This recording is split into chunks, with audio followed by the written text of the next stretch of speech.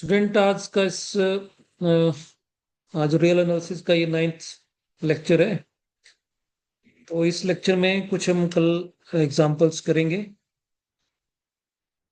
तो first example है, कल लास्ट लेक्चर में हमने upper limit of and lower limit of the sequence के बारे में पढ़ा था। तो यहाँ पे देखिए फर्स्ट एग्जांपल है, let S N be a sequence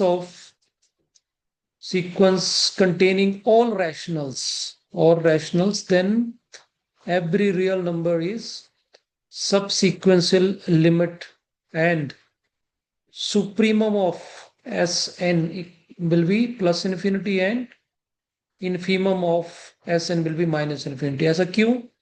देखो स्टूडेंट्स, अगर कोई भी सीक्वेंस हम रैशनल नंबर्स की लेंगे तो उसमें जो उसका लिमिट पॉइंट है वो कभी भी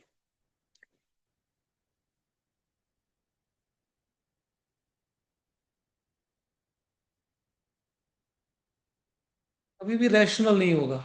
फॉर एग्जाम्पल अगर हम कोई भी सेट लेंगे, जैसे मान लो कि मैं लेता हूँ 1.7, 1.73, 1.732, ऐसे हम इसको बढ़ाते जाते हैं। तो अल्टीमेटली ये कन्वर्ज किसको करना है? इसको कन्वर्ज करना है √3 को।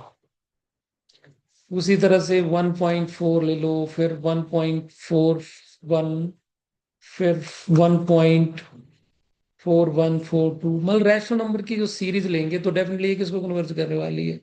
√2 को। ठीक। अब ऐसे एग्जांपल आप ले लें कि यहाँ पे 1 1 ले लिया, ये रैशनल नंबर लिया, ये तो कन्वर्ज 1 को ही करेगी, तब तो ठीक है। बट हमें ऐसा एग्जांपल ढूंढना है जो प्योर रैशनल के लिए हो। ठीक है, तो क्योंकि इसको भी हम रैशनल बोल सकते हैं, इसको भी रैशनल बोल सकते हैं। अब यहाँ पे इसको रैशनल नहीं बोल सकते हैं, दैट्स वाई ये हमने जो टर्म्स रैशनल, लेकिन ये कन्वर्ज किसको करेगी? √3 को करेगी। आप इसको रियल लाइन पे चेक कर सकते हैं, और ये किसको करेगी? √2 को करेगी। तो इट मीन्स दैट जो भी रियल लाइन पे कितने इरेशनल होंगे? इन्फिनाइट में नहीं, है ना? तो √2 के जो पास जो रियल जो अपने रैशनल नंबर्स होंगे वो √2 को कन्वर्ज करेंगे। किसी रैशनल को कन्वर्ज कर ही नहीं सकते, because rational set of rational number is not a complete set. ये हम बीएससी में भी पढ़ते हैं कि only real number is rational. Okay, only real number is complete. So that's why जो भी हम सीक्वेंस ऑफ रैशनल नंबर्स लेंगे उसके सब सीक्वेंशियल लिमिट पॉइंट जो होंगे वो रियल नंबर होंगे। एवरी रियल नंबर, हर रियल नंबर के लिए एक वहां पे सब सीक्वेंस मिल जाएगी, और वो सब सीक्वेंस रैशनल नंबर्स की होगी। और ऑब्वियस है, यहाँ पे हमें ये तो बताया नहीं है अभी वो बाउंडेड है कि नहीं है। तो डेफिनेटली उसका जो upper limit of the sequence होगी that will be plus infinity, और lower limit of the sequence होगा माइनस इन्फिनिटी। ओके, उसी तरह से ये सेकंड एग्जांपल देखें अगर, तो इसकी अगर हम फर्स्ट टर्म लिखें तो फर्स्ट टर्म क्या आएगी इसकी? -1/2। फिर सेकंड टर्म लिखें तो क्या बन जाएगा? 1/1 प्लस, यहाँ पे 2 पुट करेंगे तो 0.5 आ जाएगा, ये दैट इज 1.5 आया। फिर तीसरी में फिर नेगेटिव आएगा, -1 प्लस 1/3, ऐसे चलता जाएगा। तो एक अगली प्लस की आएगी 1 प्लस 1/4, लाइक दिस। तो प्लस माइनस आने वाला है। तो डेफिनेटली इसका जो नेगेटिव वाले हैं, नेगेटिव वालों को उठाएं हम तो -1/2, फिर -1/1 प्लस 0.3 होएगा टाइप, इस तरह से। और पॉजिटिव वाला दूसरा हो गया, एक 1.1.5 आया, फिर 1/1 प्लस 4 आएगा, लाइक दिस। तो दो सीक्वेंस बनेगी, एक प्लस वालों की, एक माइनस वाले की। अब इस सेट का नेगेटिव वाले का जो लिमिट बनेगा, है ना, अब ये बॉन्डेड अब तो है, क्योंकि सबसे बड़ी टर्म जो है यहाँ पे आपके पास देखें तो सबसे बड़ी टर्म जो है वो कितना है, आप 0.5, -0.5, ये है हमारे पास लाइन ऐसे, ये है, ये हमारे पास 0 है, ये हमारे पास -1 है, और ये हमारे पास +1 है। तो अब डेफिनेटली क्या हो रहा है, डिनोमिनेटर ज्यादा है ना, न्यूमिनेटर से डिनोमिनेटर ज्यादा रह रहा है, क्योंकि न्यूमिनेटर तो ये तो 1 होगा या -1 होगा, तो डेफिनेटली वैल्यू जो है वो -1 और 1 के बीच में रहने वाली है। इस सीक्वेंस की अगर देखा जाए तो सबसे बड़ी टर्म जो बनेगी वो ये बनेगी, -1/2। बाकी टर्में जो होंगी वो सारी धीरे धीरे क्या होंगी, इस तरफ जाएंगी, यहाँ पे इस तरफ में, इस तरफ ही होंगी वो। ठीक है, थोड़ा सा हम इसको बड़ा प्लॉट कर सकते हैं। ये आपके पास 0 है, ये हमारे पास -1 है, और इस तरफ हमारे पास +1 है। तो ये जो टर्म है इसमें मैक्सिमम हमारे पास ये आ गया 1/2 माइनस, बाकी टर्में सारी इसके अंदर होंगी इसकी, और इसका जो लीस्ट अपर बाउंड होगा दैट विल बी -1। -1 को कभी ये क्रॉस नहीं करेगा, -1 बनेगा भी नहीं कभी। -1 तभी बनेगा अगर यहाँ पे नीचे अगर मिनिमम डालेंगे 2 आएगा, है ना, मैक्स 2 बने तो ऊपर 2 आना चाहिए, 2 कभी आ नहीं सकता ऊपर, 2/2 1 बनेगा ना, -1, ठीक। तो ये 1 -1 कभी नहीं बनेगा। सेम अगर दूसरी वाली की बात करें तो ये आपका पास 1/1/1.5, तो सारी टर्में जो होंगी वो इस तरफ होंगी, ठीक। तो इसका जो अपर बाउंड होगा वो 1 होगा। दैट्स वाई इस सीक्वेंस का जो सुप्रीमम है, या उसको अपर लिमिट बोलते हैं हम, that is 1, and lower limit is -1। तो I hope you understand this. अगर इसमें कोई डाउट होगा तो you can ask. Then third example, this is again very very important one. तो क्या बोला है कि for a real valued sequence SN, अगर सीक्वेंस कोई कन्वर्ज करती है, it converge to S, then जो सीक्वेंस की कन्वर्ज करी तो एक लिमिट होगी। अगर सीक्वेंस की एक लिमिट कन्वर्ज कर रही है स्टूडेंट, तो सारे जो उसका ई होता है जिसमें सब सीक्वेंशियल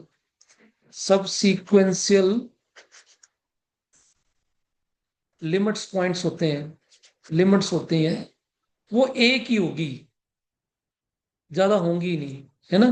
वो क्या होगा, जिसको वो कन्वर्ट कर रही है वो एक ही एलिमेंट होगा उसमें, एस। तो डेफिनेटली अगर मैं पूछूं भी इस सेट का अपर लिमिट क्या है, upper limit that is supremum, वो भी क्या होगा, एस हुआ, और इसका लोअर क्या हुआ, वो भी एस हुआ। इट मीन्स दैट कोई सीक्वेंस कन्वर्ज अगर करती है तो उसकी अपर लिमिट और लोअर लिमिट सेम होनी चाहिए। देखिए कितना इंटरेस्टिंग रिजल्ट है। मैं रिपीट कर रहा हूं, और यहाँ पे इफ ओनली इफ है, बोथ वे ट्रू है। अगर किसी सीक्वेंस की अपर लिमिट और लोअर लिमिट सेम आ रही है, या supremum of the sequence infimum of the sequence same आ रहा है, इट मीन दैट वो सीक्वेंस कन्वर्ज करेगी। और किसको कन्वर्ज करेगी, जितना उसका सुप्रीमम होगा, ये जितना उसका इनफीमम होगा। Okay, I hope you understand this. Now we do some theorem.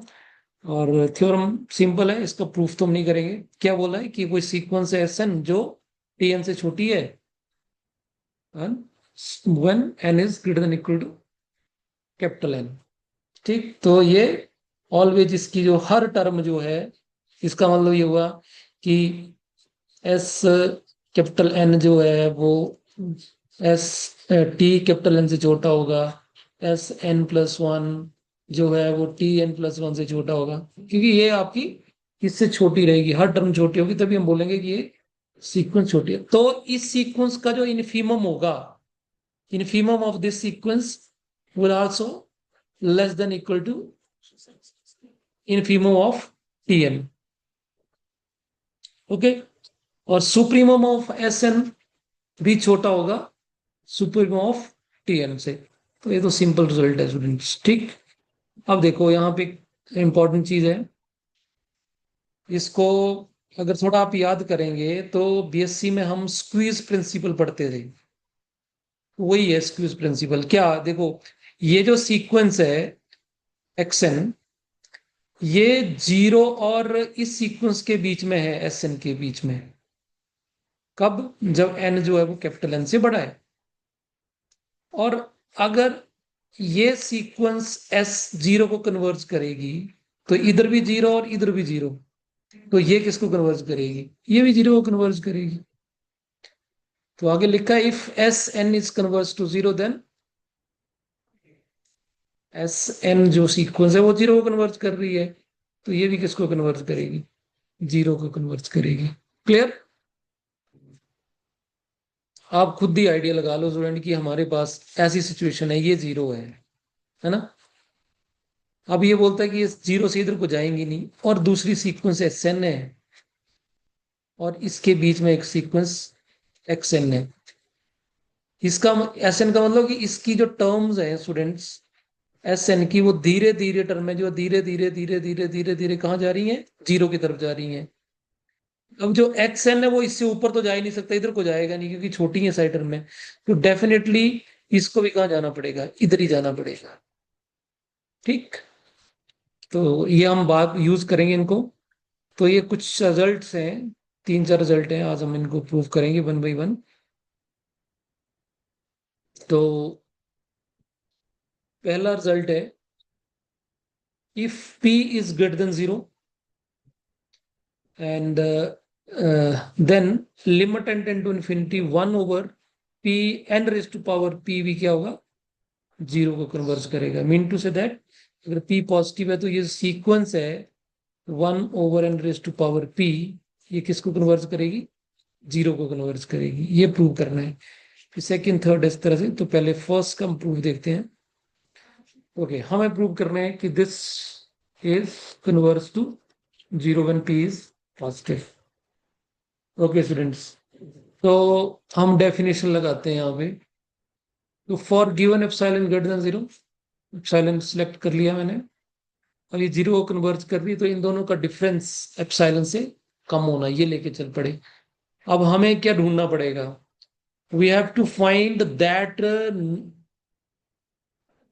Capital N, वो कैपिटल एन ढूंढना पड़ेगा। अगर देयर एग्जिस्ट जो लिखते हैं कैपिटल एन, अगर वो कैपिटल एन मिल गया हमें तो डेफिनेटली ये सीक्वेंस कन्वर्ज कर रही होगी जीरो को। अगर नहीं मिलता एन तो ये कन्वर्ज नहीं करेगी। तो ये आपके लिए बड़ा अच्छा रिजल्ट है। ये पहला क्वेश्चन इस तरह का कर रहे हैं हम जिसमें हम एन फाइंड आउट कर रहे हैं। बीएससी लेवल पे आपने किए होंगे क्वेश्चन इस तरह के। एनी हाउ, देखो अब मॉड का कोई लगाने का कोई तुक नहीं है, because N is a natural number, और नेचुरल नंबर है उसकी पावर भी पॉजिटिव है, तो नेगेटिव तो कभी बन नहीं सकता, तो मॉड की रिलेवेंस रहती नहीं है। क्यों? बिकॉज अगर पॉजिटिव है, if X is positive that mod of X is equal to X. ठीक, तो ठीक है। तो मैंने अब आपको पहले बता दिया एन ढूंढना, और एन का इक्वेशन ये होता है, मेरे को ऐसा सिचुएशन बनानी है तो मैंने एन को डिनोमिनेटर में न्यूमिनेटर में लाके रेसिप्रोकल कर दिया इसका। तो यहाँ पे एप्सिलॉन अपॉन वन है तो वन अपॉन एप्सिलॉन बन जाएगा।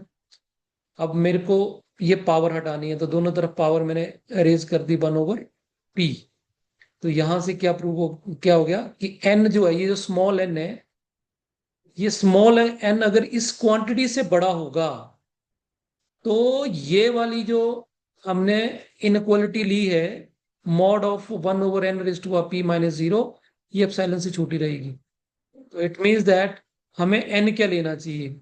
हमें एन की वैल्यू ये लेनी है। पर क्या एन को हम ये ले सकते हैं? नहीं। क्यों? क्योंकि हो सकता है ये वाला जो क्वांटिटी है, हो सकता है ये ऐसा हो कि 199.79, n तो ये नहीं ले सकते क्योंकि वी वांट पॉजिटिव इंटीजर। तो अगर इसकी वैल्यू ये है तो n क्या लेंगे हम फिर? 110, थोड़ा सा ज्यादा। Got my point?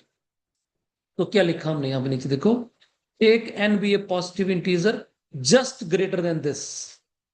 Positive integer लेना because this is not integer, तो जस्ट ग्रेटर देन, उससे थोड़ा सा बड़ा हमने 110 ले लिया। सो हमें n मिल गया। So therefore for given epsilon what we have, for given greater हमने ये एप्सिलॉन सेलेक्ट किया और वहां पे क्या मिल गया हमें? n मिल गया। और n क्या है वो हमने लिख दिया ऊपर की, just greater than of this quantity such that this. तो definition it mean that 1/n⁻p जो है वो जीरो को कन्वर्ट कर रहा है। ठीक है, किसी को कुछ इसमें पूछना है तो आप बता पूछ सकते हैं। करें आगे शुरू करें? सर ये जो आपने लिखा हुआ है ना, स्मॉल एन ग्रेटर देन 1/एप्सिलॉन की जी पावर p, इसके बाद से फिर से समझाना जरा, ये कैपिटल एन आपने पॉजिटिव कैसे? ओके स्टूडेंट, हमारे पास डेफिनेशन में ये होता है कि जब हम डेफिनेशन लेते हैं तो हम क्या लिखते हैं? For given epsilon greater than 0 there exists a positive number n such that mod of xp minus p is less than epsilon for all n is greater than equal to n, ये लिखते हैं ना हम। तो मैं ये चीज लेके चला और एप्सिलॉन लेके चला, तो मेरे को ये वाला n फाइंड आउट करना है, there exist n find out करना है। तो मेरे को ये वाला रिलेशन बनाना है। Got my point? तो यहां पे ये बन गया n is greater than equal to this one. Now so it means that n की वैल्यू ये हो सकती है, शर्त ये है कि ये क्या होना चाहिए? इंटीजर होना चाहिए। वी डोंट नो इंटीजर है कि नहीं है, क्योंकि ये एप्सिलॉन हमने लिया हुआ पॉइंट्स में होगा, उसका स्क्वायर रूट है। ठीक, एप्सिलॉन हमने छोटा लिया, जैसे वो रेसिप्रोकल में गया तो बड़ा हो गया होगा। तो मैं ये आपको समझाने के लिए इसकी वैल्यू लगभग मान ली मैंने 1.09.79 है, तो ये तो नहीं ले सकते n, because n is pos integer, this is not integer. That's why थोड़ा सा बड़ा लेना पड़ेगा, तो हम n की वैल्यू 110 ले लेंगे। सो दैट्स वाई मैंने लिखा कि take n be a positive integer just greater than this quantity. तो n जो लेंगे इस क्वांटिटी से थोड़ा सा बड़ा लेंगे, तो हमें n मिल गया। क्लियर? फिर भी कोई डाउट होगा तो आप बाद में पूछ सकते हैं। आगे चलते हैं। Okay, B part. B part में क्या प्रूव करना है हमने? बी पार्ट में हमने प्रूव करना है कि if p is greater than 0 then limit n tend to infinity nth root of p is equal to 1। ये प्रूव करना है हमने।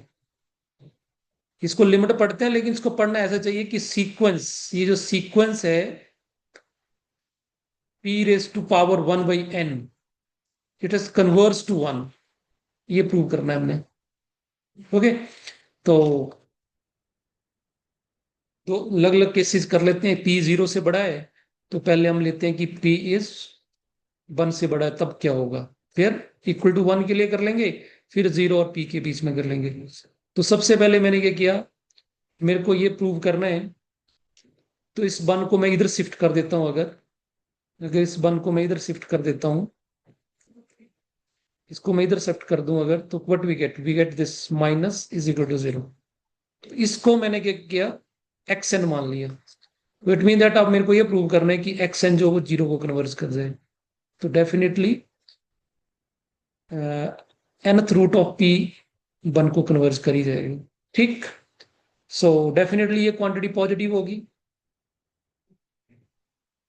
ठीक है, क्योंकि p की वैल्यू 1 से बड़ी है, तो यहाँ पे 2 भी डालोगे तो n जो मर्जी ले लो। अगर n की वैल्यू आप 1 डालोगे तो 2 माइनस 1 बनेगा, 2 डालोगे तो √2 माइनस 1 बनेगा। तो always it X N will be positive. So X N positive, और बाइनोमियल थ्योरम हमने लगा दिया। तो यहां पे अगर देखो, अगर इसको मानो तो p क्या होगा फिर यहां से 1 इधर शिफ्ट हो गया, p is equal to X N plus 1 raise to power n, ये होगी p की वैल्यू। तो यहाँ पे p is equal to this, और इस पे बायनोमियल लगा दिया। ये बायनोमियल थ्योरम आपने पढ़ी होगी, +1 में पढ़ते हैं क्या, 1 plus X raise to power n is equal to 1 plus n into X plus n into n minus 1 X raise to power 2/2 factorial plus on से। तो यहाँ पे हमने एक्स एन पे लगाई, तो n into X N plus n into n minus 1/2 factorial X raise to power n square plus on so चलता जाएगा। सो ऑब्वियस है ये टर्म जो होने वाली है वो पॉजिटिव ही होने वाली है, आगे वाली जो है। तो we need only this two terms. तो आप खुद ही देखो, ये जो टर्म्स हैं, ये वाला जो कि मैंने राउंड किया, ये टर्म कुछ पॉजिटिव ही होगी, कुछ ऐड ही करेगी इसमें। तो डेफिनेटली ये वाला जो ऊपर वाला इक्वेशन है या टर्म्स हैं सारी मिलकर, that will be greater than 1 plus n into x raise to power n। Got it? क्योंकि this is nothing what it is, this is n plus n into x raise to power n plus positive some positive number, some positive real number। तो definitely इस quantity से तो ज्यादा ही होने वाला है, क्योंकि इसमें कुछ ऐड हो रहा है। तो वही लिखा कि this whole is greater than this one, we need only this one ना। सो यहां से तो what we get, p is greater than equal to 1 plus n into X N. तो n से डिवाइड 1 को इधर शिफ्ट कर दिया हमने, तो p माइनस 1, और दोनों दोनों तरफ n से डिवाइड कर दिया, तो इनक्वालिटी को कोई फर्क नहीं पड़ेगा। और एक्स एन पॉजिटिव ही है, यहाँ भी ले सकते हैं पॉजिटिव, तो इसको घुमा के लिख दिया, तो 0 लेस देन एक्स एन और दिस। अब स्टूडेंट ये सीधी सी बात है, ये वही चीज बन गई जो स्क्वीज प्रिंसिपल ऊपर बताया आपको। ये वाली जो सीक्वेंस है ये किसको कन्वर्ज करेगी, 0 को कन्वर्ज करेगी, p माइनस 1, क्योंकि limit n tend to infinity 1/n जो वो 0 को कन्वर्ज करती है। अब दोनों तरफ अगर मैं p1 से मल्टीप्लाई भी कर दूं तब भी 0 ही आएगा, ठीक। तो ये 0 को कन्वर्ज कर रही है और इधर भी 0 है, तो डेफिनेटली बीच वाली किसको कन्वर्ज करेगी, 0 को कन्वर्ज करेगी। तो यही मैंने बोला था कि अब एक्सन को हमने 0 को कन्वर्ट करा, एक्सन की वैल्यू पुट कर दी यहाँ पे, तो nth root of p is equal to 1, यही प्रूव करना था। तो ये कब हुआ प्रूव, जब p 1 से बड़ा होगा।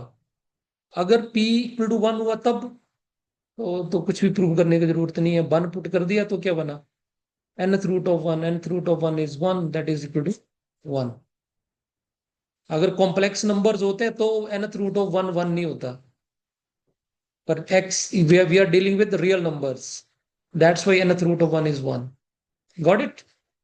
अगर अगर कॉम्प्लेक्स में डील करते तो there will be n quantities होती है इसकी। ओके, नाउ अगर p का वैल्यू 0 और 1 के बीच में है तब, तो इसको हम, अगर p 1 से छोटा है तो 1/p डेफिनेटली 1 से बड़ा होगा। और अभी हमने प्रूव किया क्या, फॉर द फर्स्ट केस जब p 1 से बड़ा होगा तो इसका nth रूट किसको कन्वर्ज करेगा, 1 को कन्वर्ज करेगा, ठीक। और यहाँ पे अलग अलग कर सकते हैं, दोनों तरफ रेसिप्रोकल ले सकते हैं, तो what we get, nth root of p is equal to 1। तो तीनों केसेस में हमने प्रूव कर दिया कि nth root of p is equal to 1, चाहे p पर p पॉजिटिव होना चाहिए। चलिए, तो ये हो गया। अब सी पार्ट ये देखो, ये आपने बीएससी क्लासेस में भी पढ़ा होता है कि nth root of n is equal to 1। तो इसमें भी वही सेम लॉजिक लगाएंगे हम, बायनोमियल थ्योरम लगा लेंगे। तो सबसे पहले मैंने इसको क्या मान लिया, xn मान लिया। सो इट विल बी, अब यहाँ p की जगह यहाँ पे क्या है, n है और तो कुछ भी नहीं है, ठीक। और n डेफिनेटली आपका क्या है, 1 2 3 नेचुरल नंबर होता है। तो p इक्वल टू 1, ये वाला केस बनेगा बिल्कुल same, 1p is greater than equal to 1। जितने फर्क है ना कि वन, वहां पे पी आपका क्या था, रियल नंबर था और 0 से 1 था, पर यहाँ पे एन है तो नेचुरल नंबर है, फिर 1 फिर 2 फिर 3 ऐसे चलेगा। Okay now so clearly it is positive, क्योंकि एन की वैल्यू 1 डालेंगे, मिनिमम वैल्यू 1 ही होती है, तो 1 का nth रूट 1 नहीं होगा in the case of real, तो 1 माइनस 1 0, तो मिनिमम वैल्यू 0 हो गया, 0 से बड़ी होने वाली है। फिर वही बाइनोमियल लगा दिया। अब इसमें थोड़ा सा देखो ट्रिक है, इसमें हमने ये वाली दो टर्म्स नहीं ली, ओनली ये वाला टर्म उठाया हमने। ठीक, आप ये वाला लेके कर देख लो, आपको खुद ही पता चल जाएगा, क्योंकि एक्स एन कट जाएगा फिर दोनों तरफ, तो हमें कुछ मिलेगा नहीं। We want to make it कि ये वाला रिजल्ट बन जाए, तो आप ट्राई करके देख लेना इसको करके, इससे नहीं बने वाला। दैट्स वाई मैंने ये वाली स्क्वेयर वाली टर्म उठाई मैंने, because we need square root. Square root तभी बनेगा जब हम इसको यूज करेंगे। तो ठीक है, फिर हमने ये वाला टर्म उठाया, so it mean that this n is greater than equal to n into n minus 1 over 2 factorial xn raised to power 2। तो n जो है वो इससे बड़ा है, तो यहां से देखो दोनों तरफ n कैंसिल हो जाएगा, तो यहां पे आ गया 1 is greater then n minus 1 over 2। ठीक है, अब मैंने 2 को क्रॉस मल्टीप्लाई कर दिया, तो 2 से कोई फर्क तो पड़ेगा नहीं, इनक्वालिटी वैसी रहेगी, और फिर n माइनस 1 से डिवाइड कर दिया। ठीक, और n को हमें 1 से ज्यादा रखना पड़ेगा। ठीक, क्योंकि डिनोमिनेटर में n माइनस 1 आ गया, तो n इक्वल टू 1 के लिए अनडिफाइंड हो जाएगा ये, तो we taking n is greater than equal to, so दोनों तरफ स्क्वायर रूट ले लिया, तो this is 2 upon n minus 1, और ये पॉजिटिव है, ग्रेटर देन इक्वल टू 0, तो फिर वही चीज देखो दोबारा बन गई। तो ये वाला सीक्वेंस किसको कन्वर्ट करेगा, sequence 1 over n minus 1 under root, ये किसको कन्वर्ट करेगा, 0 को कन्वर्ट करेगा। दोनों तरफ अंडर रूट 2 से मल्टीप्लाई भी कर देंगे, तो ये किसको कन्वर्ट करेगा, 0 को कन्वर्ट करेगा। ठीक, सो दैट्स वाई ये सीक्वेंस कन्वर्ट करके 0 को, तो ये 0 को कन्वर्ट करके, और इधर भी 0 है, तो डेफिनेटली ये सीक्वेंस एस एन किसको कन्वर्ट करेगा, 0 को कन्वर्ट करेगा। ठीक, सो एक्स एन की वैल्यू पुट कर दी हमने, nth root of n minus 1 is equal to 0. So this is nth root of n equal to 1. Okay, now last second last part is, ये थोड़ा ट्रिकी है, इसको देखो कैसे करेंगे। We have to prove that limit N tend to infinity n raise to power alpha over 1 plus p raise to power n is equal to 0 when p is greater than 0 and alpha is any real number. So let k be a integer such that k is greater than alpha. ये भी कोई number होगा alpha, तो हमने k जो है वो alpha से बड़ा ले लिया, और डेफिनेटली साथ में हमने k इज पॉजिटिव। हो सकता है कि आपका अल्फा नेगेटिव भी हो सकता है, रियल नंबर, तो अगर अल्फा नेगेटिव होगा तो डेफिनेटली k तो हम पॉजिटिव ले ही सकते हैं, क्योंकि k जो है वो अल्फा से बड़ा लेना है।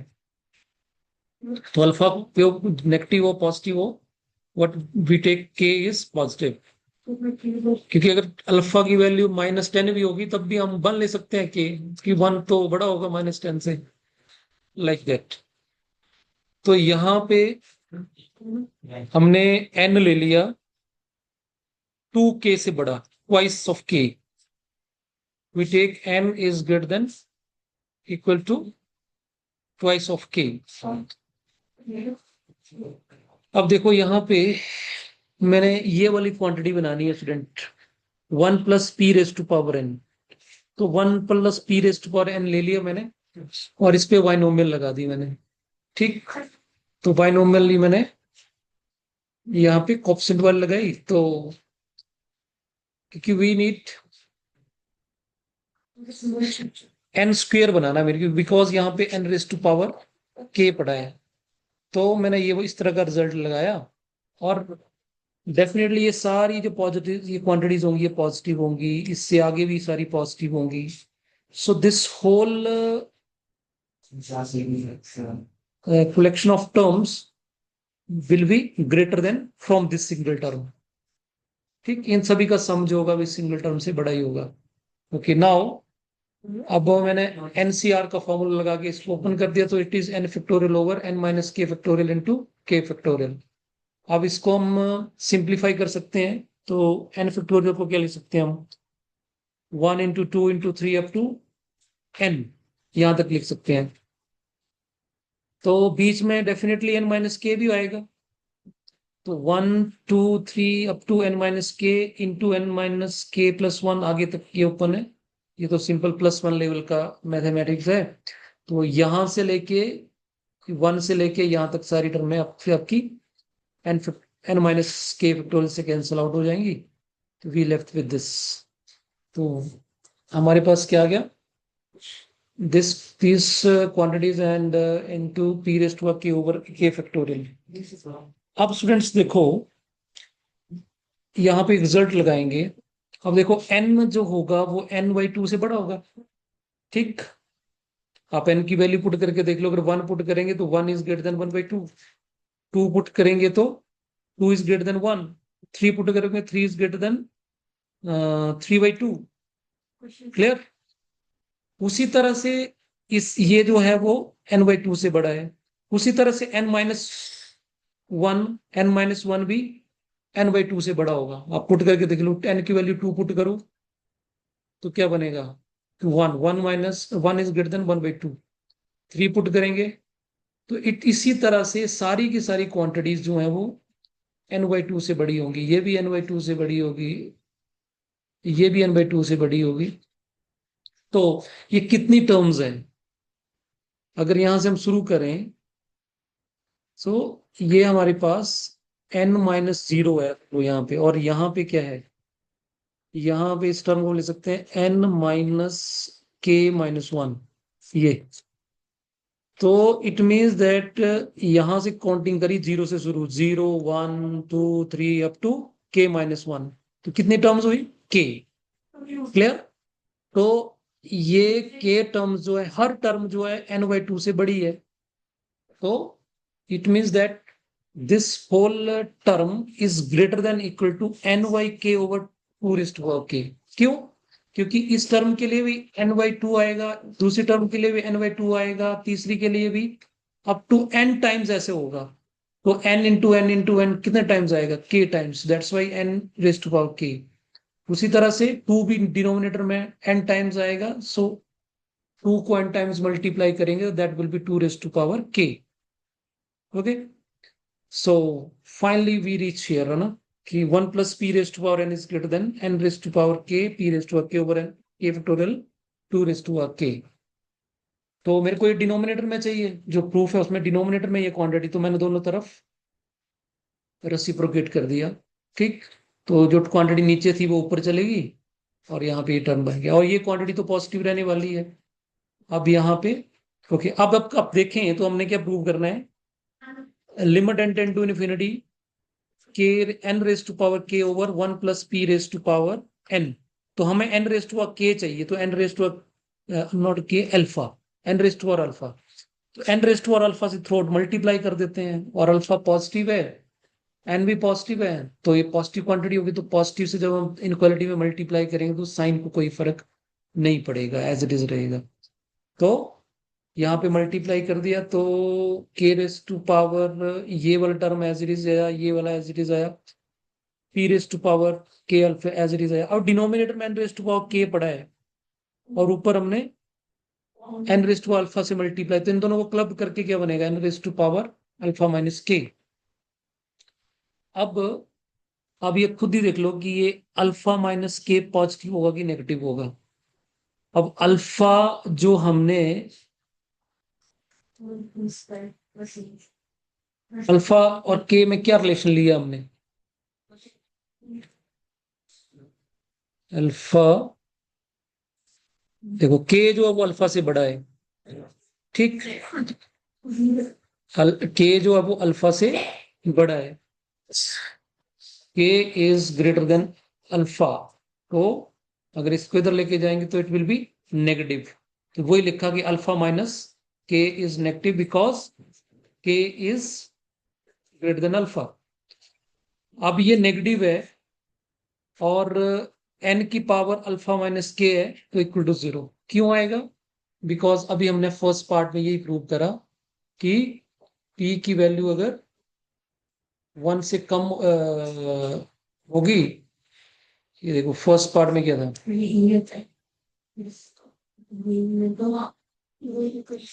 देखो फर्स्ट पार्ट में क्या था हमारे पास ये, ठीक, p आपका डिनोमिनेटर नीचे आ गया है ना, सो इट विल बी 0।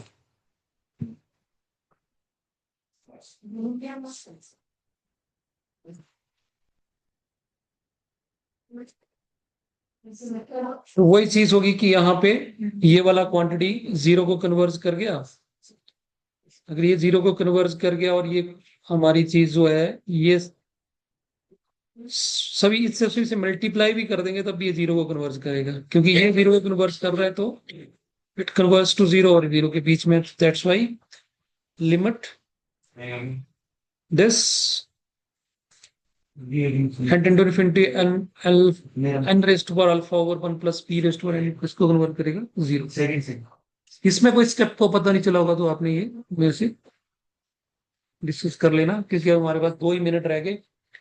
तो इसको लास्ट पार्ट को कर लेते हैं। देखो लास्ट पार्ट में क्या प्रूव करना है, if mod of x is less than alpha less than 1 then limit n tend to infinity x raise to power n is equal to 0। ठीक, तो बाय डी पार्ट, अगर डी पार्ट को ध्यान से देखें स्टूडेंट तो क्या प्रूव किया हमने, ये प्रूव किया और p आपका ग्रेटर देन 0 है। तो अगर अल्फा को 0 पुट कर दें तो n तो गायब हो गया यहाँ से। ठीक, तो ये प्रूव हो गया यहाँ से कि this limit n tend to infinity 1 over 1 plus p raised to power n equal to 0, क्योंकि n आपका alpha is any real number था तो अल्फा ये 0 भी पुट कर सकते हैं उसको। तो p जो है हमारा 0 से बड़ा है उसके लिए ट्रू हुआ है रिजल्ट। तो दोनों तरफ 1 इस क्वांटिटी को मैं x बनाना चाहता हूँ, दोनों तरफ 1 ऐड कर देता हूँ। ठीक, सो नाउ ये वाला जो रिजल्ट किसके लिए ट्रू हो गया, this result is true for 0 से लेके 1 के बीच में दिस क्वांटिटी। तो इसको हम x पुट कर देते हैं तो क्या बनेगा, इसको 1 अपॉन को पुट करेंगे तो ये क्या बन गया, limit n raise to power n equal to 0 if x lies between 0 and 1। तो यही प्रूव करना था। बाकी हमें क्या क्या बचा नेगेटिव के लिए, पॉजिटिव के लिए तो उस तरह से हम इसको फॉर जब x आपका -1 और 0 के बीच में होगा सेम लाइन पे हम इसको भी प्रूव कर सकते हैं। ठीक, तो आज के लिए इतना काफी है। अब कोई अगर आपको इसमें डाउट होगा तो पूछ सकते हैं।